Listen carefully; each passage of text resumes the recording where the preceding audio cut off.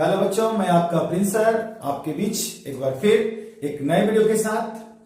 बच्चों, आज हम लाए हैं एचसीएफ और एलसीएम, अभाज्य गुणनखंड विधि से एचसीएफ और एलसीएम। बच्चों, यह सवाल आगामी बोर्ड परीक्षा के लिए महत्वपूर्ण है और इस सवाल को पिछले कई वर्षों में पूछा भी गया है।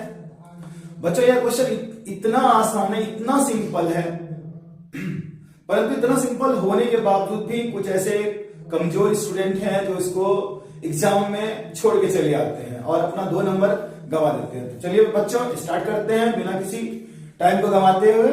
ध्यान दें,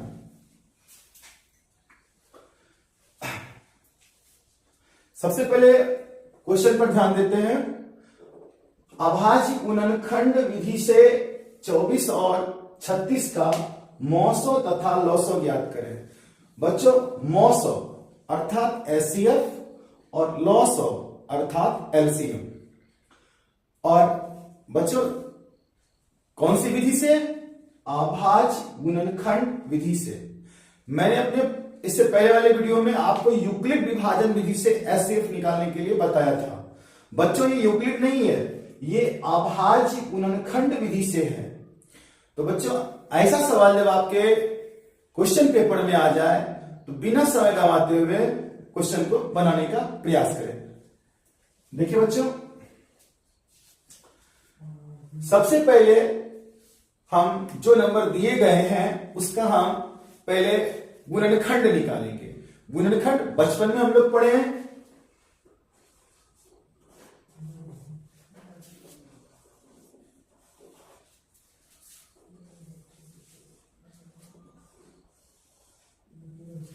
सबसे पहले बच्चों, जिस संख्या का एचसीएफ और एलसीएम निकालने के लिए कहा गया है, सबसे पहले उन संख्याओं को हम अपने नोटबुक में नोट कर लेंगे। फिर इसका गुणनखंड निकालेंगे। हम लोग बचपन में किए हैं, 2 से 12 बार में 24 आ गया। फिर 2 से 6 बार में 12 आ गया। फिर 3 बार में और इसी प्रकार फिर 1 बार में। इसके बाद बच्चों फिर 36 का निकालेंगे हम।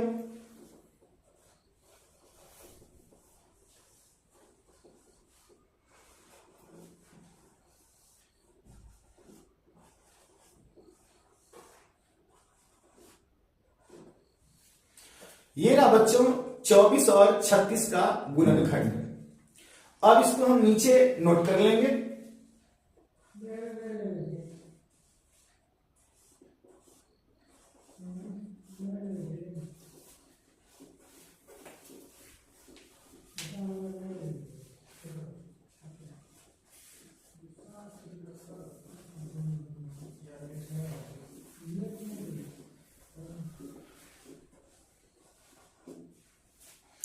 ये रहा बच्चों 24 और 36 का अभाज्य गुणनखंड। जो संख्याएं हमें प्राप्त हुई इसे हम लिख लिए। 24 का हमें मिला 2 गुने 2 गुने 2 गुने 3 और 36 का हमें मिला 2 गुने 2 गुने 3 गुने 3। इसके बाद हमें निकालना क्या है भाई? 24 और 36 का मौसो और लौसो। तो 24 का गुणनखंड ये रहा, 36 का गुणनखंड ये रहा। अब हम आते हैं, निकालना क्या था? मौसो और लौसो। तो सबसे पहले हम मौसो निकालते हैं।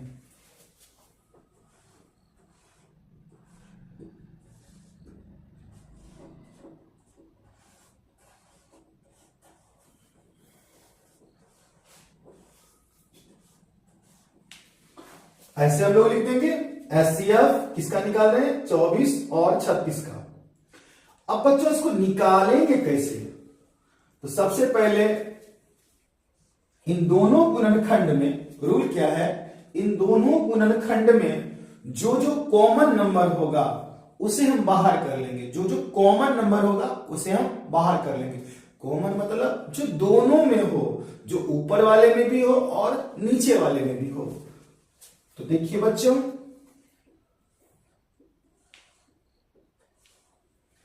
देखिए ये दो, एक दो ऊपर में भी है, एक दो नीचे में भी है, तो आ गया एक दो। अब फिर बच्चों आगे देखते हैं और क्या कॉमन है। फिर ये भी दो और नीचे भी दो। देखिए बच्चों ये भी कॉमन दोनों में मिल रहा है। जो दोनों में मिलेगा, पहले यहां मिला, इसको राइट डाउन कर लिए, फिर यहां मिल रहा है, फिर ये दोनों कॉमन हुआ, इसको हमने यहां लिख दिया, फिर ये तीन तीन कॉमन हुआ, इसको हमने यहां लिख दिया। अब देखिए बच्चों ये दो और ये तीन अकेला रह गया। क्यों अकेला रह गया?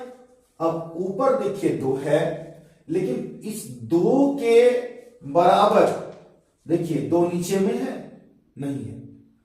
ऊपर दो है, नीचे दो है, दो नहीं है, तो ये इसका कॉमन नहीं हुआ। अब देखिए यहां पे नीचे एक तीन बचा हुआ है, क्या ऊपर है कोई तीन? नहीं है। तो एचसीएफ निकालते समय सबसे पहले सावधानी यह रखेंगे कि जो दोनों में होगा, जो ऊपर नीचे दोनों मिले।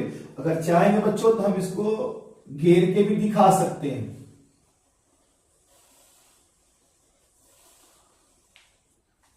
तो ये दोनों आपस में मिल रहा है, एक दो आ गया। फिर अगर समझ में नहीं आया हो तो ये आपस में मिल रहा है, तो एक दो ये हो गया। और फिर ये तीन आपस में मिल रहा है,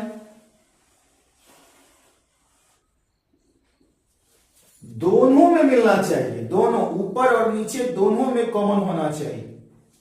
तो ये तीन आपका आ गया।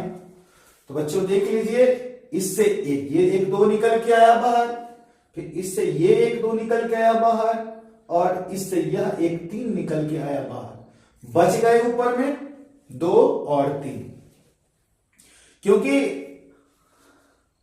ना तो दो का कोई युग्म है नीचे और ना ही तीन का कोई युग्म है ऊपर। तो बच्चों एचसीएफ के लिए हमारा अंक पूरा हुआ। इससे ज्यादा हमें कुछ नहीं करना है। अब इसे गुने कर लेना है। दो दूनी चार, चार गुने तीन 12। तो ये निकल के आया 12 आपका एचसीएफ। 2 गुने 2 गुने 3 इक्वल टू 12। अब हम एलसीएम निकालते हैं।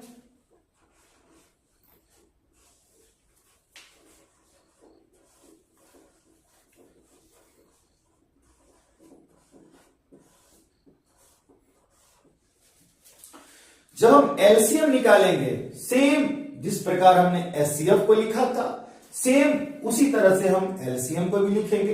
हाँ, बस फर्क इतना होगा कि ऊपर हमने, चूंकि हमको मौसो निकालना था तो हमने एचसीएफ लिखा, और नीचे हमें लघुत्तम समापवर्तक निकालना था, इसलिए हमने एलसीएम लिखा। किसका निकालना था? 24 और 36।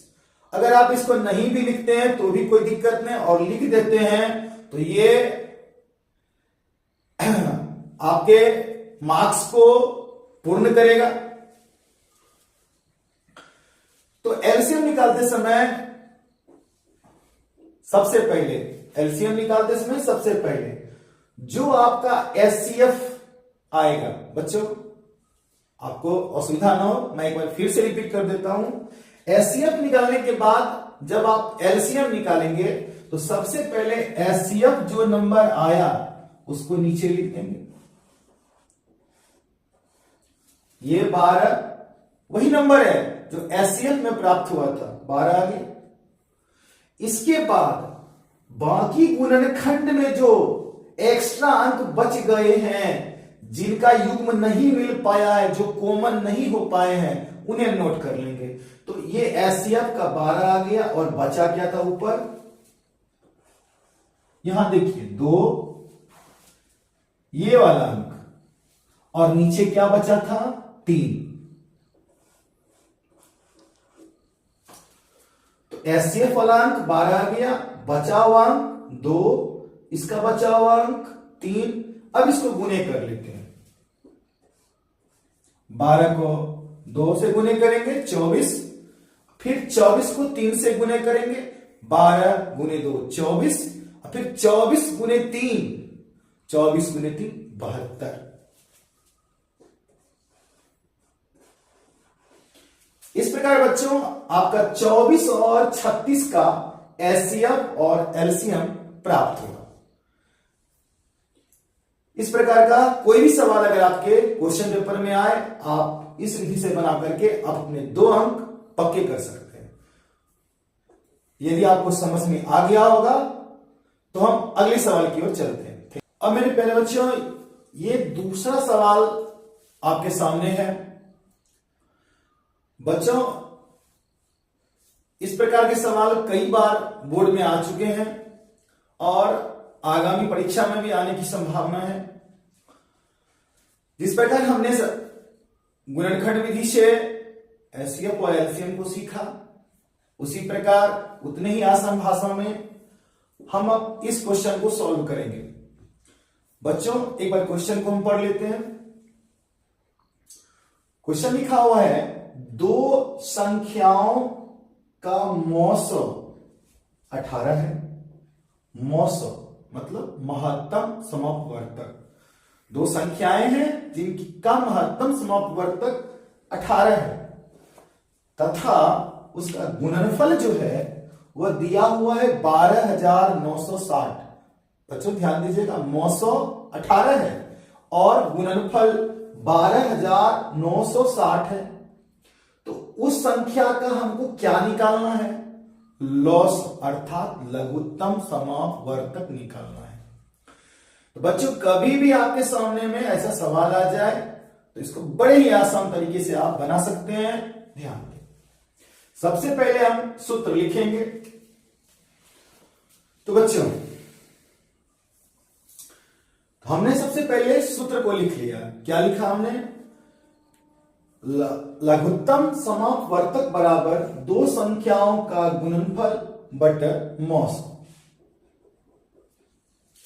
कभी भी अगर आपके सामने में 2 संख्या का गुणनफल दिया हो, हमने पढ़ा है 2 संख्याओं का गुणनफल बराबर लॉसो गुना मौसो, अर्थात 2 संख्या का गुणनफल जितना होता है उतना ही अगर हम लघुत्तम समापवर्तक, उस संख्या के लघुत्तम समापवर्तक और महत्तम समापवर्तक को गुना करें तो लघुत्तम समापवर्तक और महत्तम समापवर्तक का गुणनफल और संख्या का गुणनफल आपस में बराबर होता है।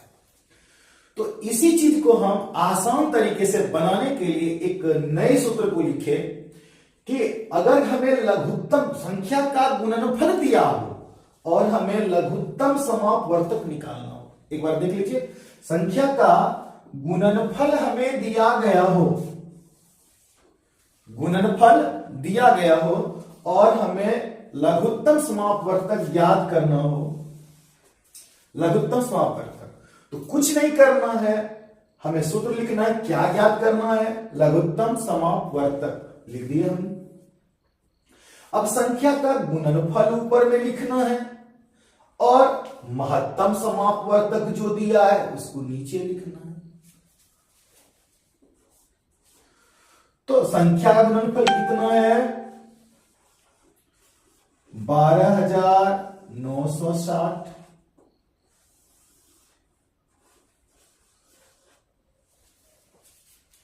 और महत्तम समापवर्तक कितना दिया है? 18।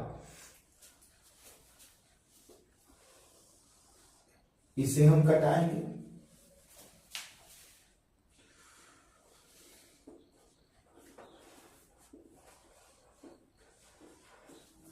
बच्चों ये 720 बार में पूरा पूरा कट जाएगा।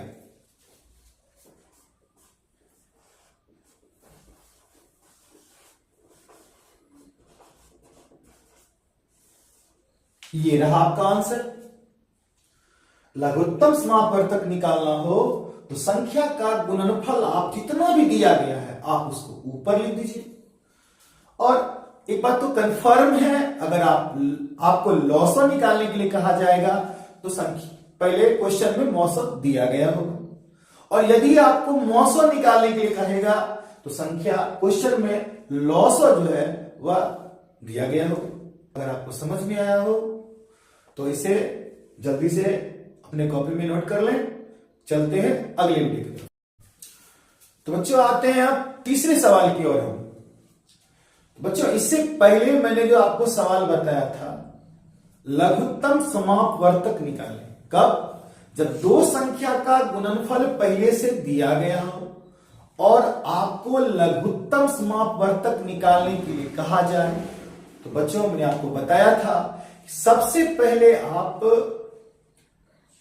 जो निकालना है उसको लिख दीजिए। आपको निकालना है लघुत्तम समापवर्तक, तो सबसे पहले आप लघुत्तम समापवर्तक को लिख लें कॉपी में। उसके बाद बराबर का चिन्ह लगा लें। उसके बाद सूत्र क्या लिखना है? जो संख्या का गुणनफल दिया है उसे ऊपर लिख लें और उसके बाद जो महत्तम समापवर्तक हमें दिया है उसे नीचे लिख लें। तो सूत्र आपका बन जाएगा लघुत्तम समापवर्तक बराबर दो संख्याओं का गुणनफल बट महत्तम समापवर्तक। बस संख्या को लिख करके उसे विभाजित कर दें, आपका लॉसो आ जाएगा। परंतु अभी के सवाल में जो पीछे बताया गया था सवाल, उसका उल्टा दिया गया है। इस सवाल में आपको लघुत्तम समापवर्तक दिया गया है। क्या दिया बच्चों? लघुत्तम समापवर्तक। और निकालने क्या कहा गया है? महत्तम समापवर्तक। तो नोट कर लेते हैं। संख्या का गुणनफल कितना दिया गया है?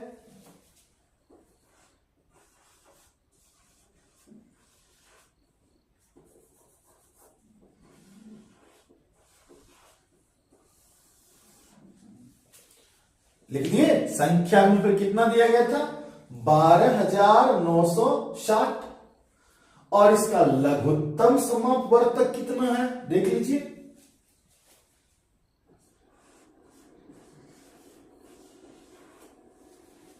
लिख दिए। गुणनफल हमने लिख दिया और ये लघुत्तम समापवर्तक हमने लिख दिया। अब इसको हम विभाजित कर लेंगे। ये बच्चों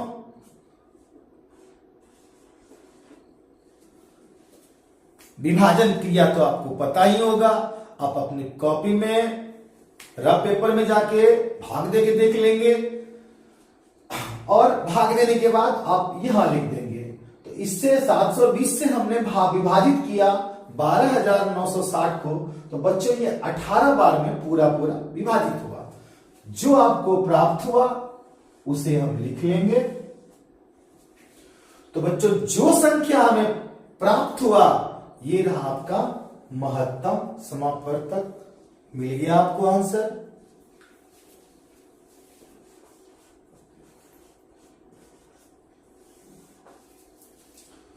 बच्चों अगर समझ में आ गया हो तो चलते हैं अगले क्वेश्चन की ओर। बच्चों इससे पहले हमने 3 सवाल को पढ़ा और अगर आप अच्छे तरीके से समझ गए हो हम चलते हैं चौथे सवाल की ओर। बच्चों ये जो सवाल आपके बोर्ड पर दिखाई दे रहा है, अगर हम प्रीवियस ईयर क्वेश्चन की बात करें तो आपको पिछले कई वर्षों में बिहार विद्यालय परीक्षा समिति द्वारा आयोजित क्लास 10th की जितनी भी परीक्षाएं हुई है उसमें से दिए गए प्रश्नों में आपको इस प्रकार के प्रश्न जरूर मिलेंगे। और यदि आप इन प्रश्नों को हल करने के लिए सीख लेते हैं तो आने वाली परीक्षा में आपके 2 अंक आपको जरूर प्राप्त होंगे। तो चलिए समय ना गंवाते हुए हम सवाल की ओर चलते हैं।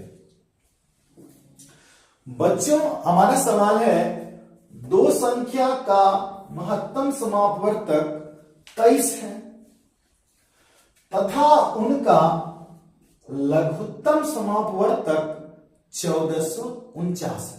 एक बार हम फिर से पढ़ लेते हैं। महत्तम समापवर्तक 23 है तथा लघुत्तम समापवर्तक 1449 है। हो गया कंफर्म? महत्तम समापवर्तक 23 है, लघुत्तम समापवर्तक 1449 है। चलो भाई क्लियर है। यदि एक संख्या 161 है एक संख्या 161 है। तो दूसरी संख्या ज्ञात करें, दूसरी संख्या ज्ञात करें। क्वेश्चन में क्या पढ़े, महत्तम समापवर्तक प्राप्त है, लघुत्तम समापवर्तक प्राप्त है, और दो संख्याओं में एक संख्या भी प्राप्त है, दूसरी संख्या निकालनी है। तो बच्चों इसके लिए एक सरल सूत्र है।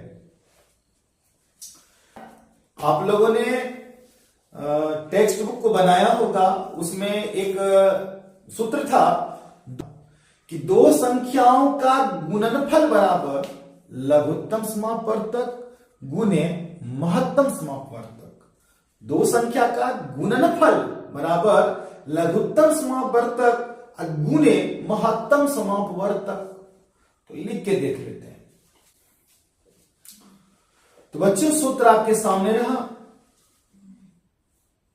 सूत्र क्या बताए थे, आपने क्या पढ़ा था टेक्स्ट बुक में, दो संख्या का गुणनफल बराबर लघुत्तम समापवर्तक गुने महत्तम समापवर्तक।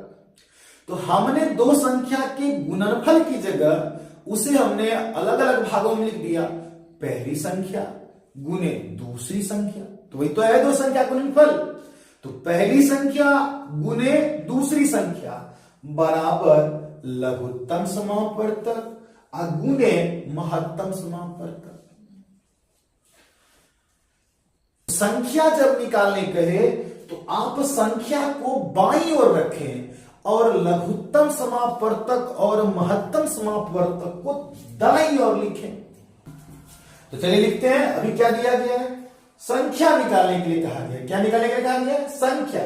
तो संख्या क्रम आगे लिख दिए, दाएं ओर लघुत्तम समापवर्तक और महत्तम समापवर्तक। तो पहली संख्या, दो संख्याओं में एक संख्या दिया है, मान लिया जाए 161।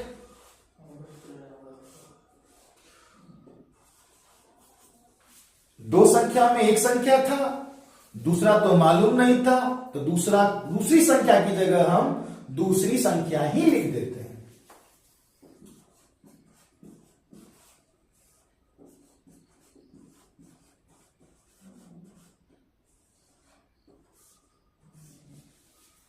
हो गया हमारा पहली संख्या की जगह पहली संख्या और दूसरी संख्या वो तो हमें ज्ञात करना है, तो इसीलिए दूसरी संख्या की जगह दूसरी संख्या।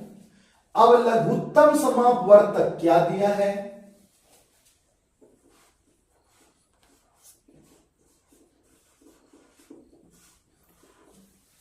और महत्तम समापवर्तक क्या दिया हुआ है।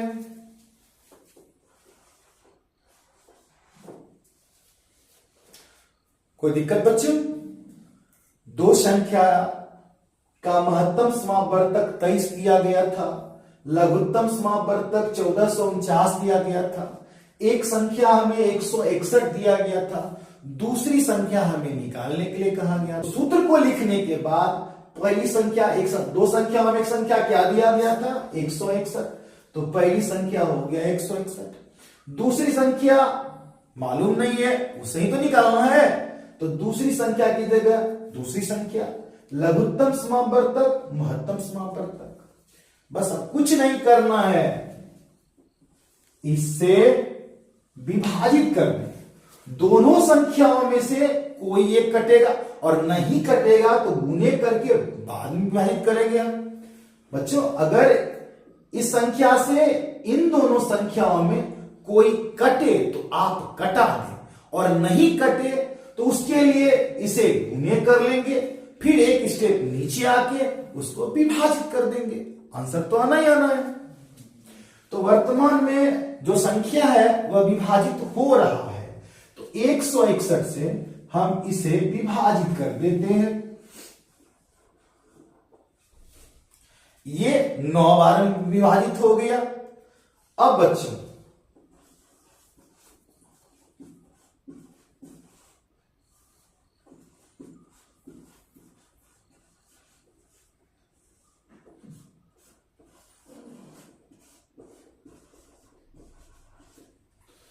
क्या सामने आया, दूसरी संख्या बराबर 9 गुने 23।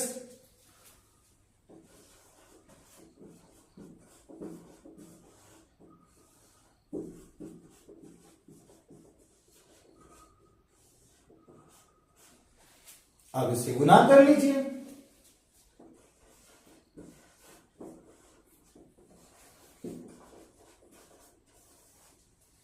जो आ गया वो आपका हुआ दूसरी संख्या।